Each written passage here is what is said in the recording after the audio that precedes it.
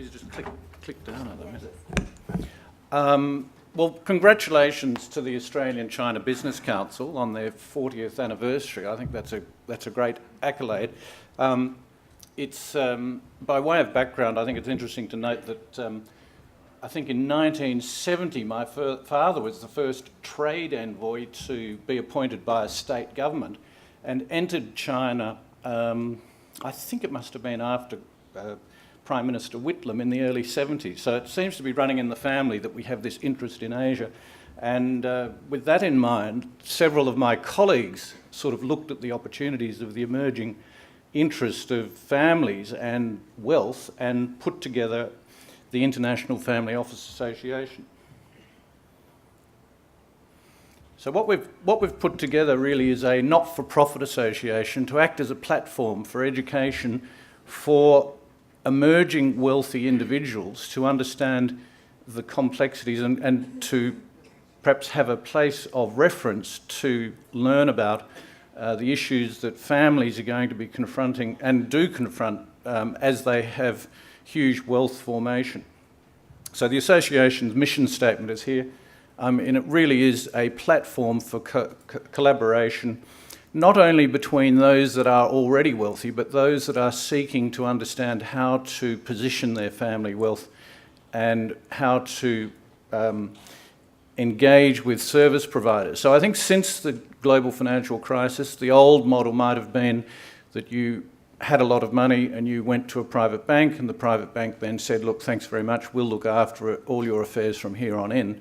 And I think the model's been turned upside down since the global financial crisis, whereby the family entities, the extended business entities, now want to engage more actively with the future of their wealth and their wealth preservation. I think that's a function of education. We'll come on to some of the drivers. So some of the drivers are clearly the economic growth of the region, but also this huge, massive formation of wealth by so many in the region. So that's India, it's China, it's other parts, it's the service providers, it's also being reflected in the mining sector here in Australia. So it's not only looking at the family business issues and the growth of those businesses, but it's looking at the issues of transition, wealth transition. It's saying that there are new ways to think about maintaining interests in the next generation, and of course we're seeing through education, through the return of children to the family businesses, much more engagement by the boys and the girls with the family business. So this of course creates complexities. It leads to issues of family governance and the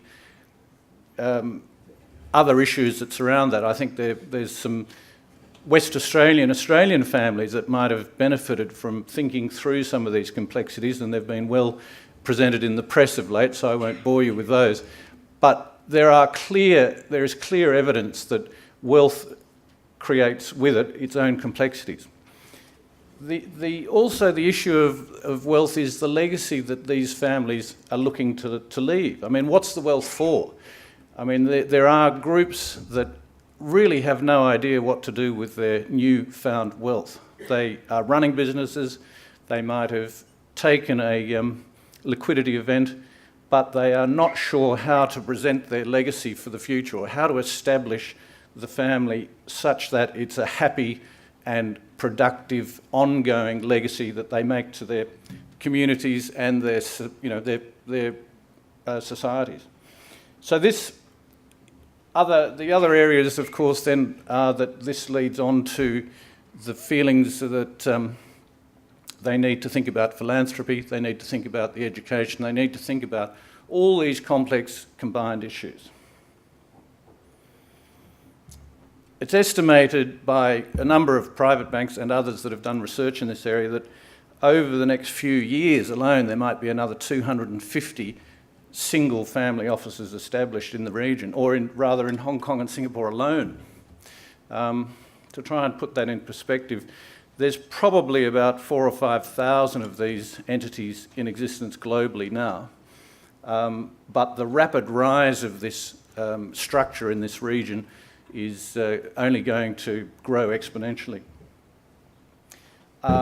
Look, it's because the family office model provides an integrated solution. So we all know that we can go off to a financial advisor and seek some investment advice perhaps, but it doesn't necessarily take into consideration all the other issues that surround the needs of the family. The issues that we've covered in the earlier slide that will be expanded. I've got to watch the time. So it's really this concept of integrating internally these issues and also thinking through how they can have a tailored solution. So we're not all the same, all the families are not all the same, they all have different interests, their children have different interests, and all these factors need to be folded into a solution.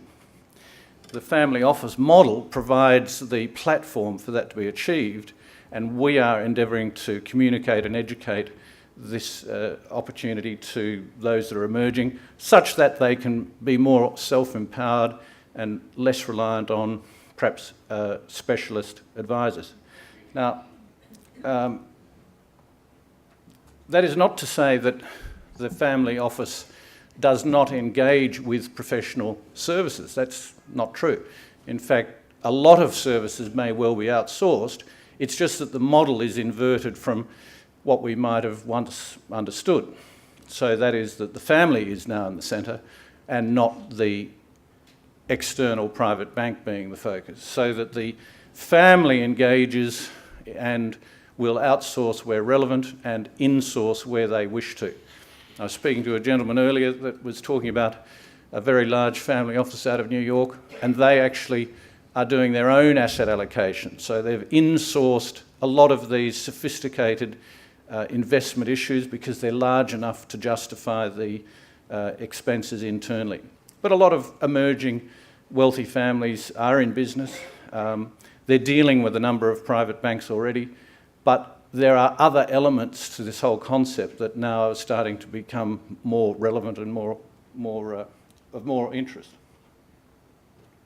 Some of those challenges are, finding staff, recruiting appropriate people, and retaining them. And of course, this comes back to economics, but it also depends on the skills of the family, the skills and the education of the children, wanting to engage with the family office model, and other issues. But clearly there are issues around the risks of those family members. Do they have the education to maintain and contribute to the businesses that the family may have interest in, or the funds that the family has interest in? And of course, the other challenges are the investment issues and understanding what's out there. So families that have made a fortune in textiles or property may not be fluent with all international investment options. And again, this is where the association can add some value and insight as to how to structure these family offices.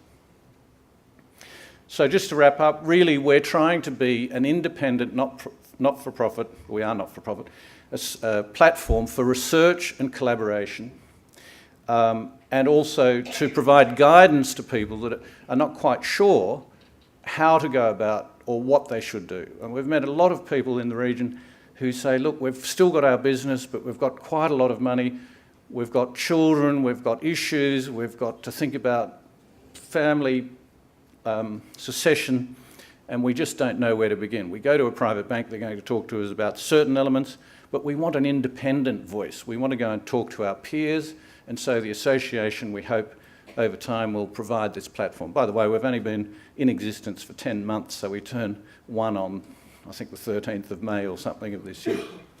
So with that in mind, thank you very much, and again, congratulations to the Australian China Business Council.